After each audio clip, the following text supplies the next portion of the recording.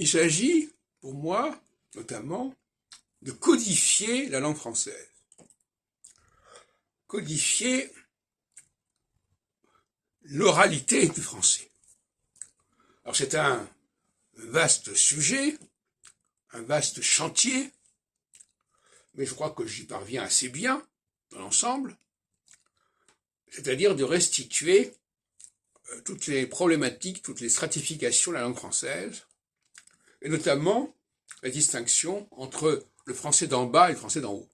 Le français d'en bas, c'est le français alphabétique basique. Le français, l'écrit, voilà, les mots sont écrits, les lettres ont un sens, elles ont un seul son, ce qu'on appelle le monophtongue, proposition au diphtongue. Alors elles ont un certain son, voilà, vous apprenez à prononcer ce son. C'est ça qui s'appellerait l'apprentissage de la lecture. En réalité, on sait très bien que même dans l'apprentissage de la lecture, on donne des clés pour l'accès à l'oralité. Mais ces clés ne sont pas nettement indiquées, c'est plutôt empirique. On vous dit, voilà, ah oui, mais ce mot-là, on doit le prononcer de cette façon, mais on ne sait pas très bien pourquoi, ni comment. Par exemple, si vous dites vous mangez, pourquoi vous mangez G-E-Z, pourquoi est-ce qu'on ne prononce pas le Z, pourquoi est-ce qu'on dit et pas, etc. Enfin, vous demandez à des Français, à des francophones, comment expliquer leur langue, ils sont incapables de le faire correctement. Ils le feront de manière extrêmement artisanale, bricolée, n'importe quoi.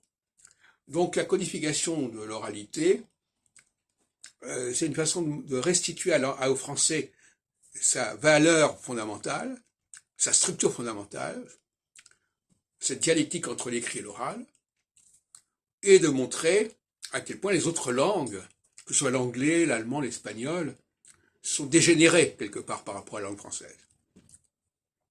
Alors on me dirait, oui, mais comment ça se fait, les langues, elles évoluent, etc. Oui, mais ça, je ne suis pas du tout d'accord avec ça.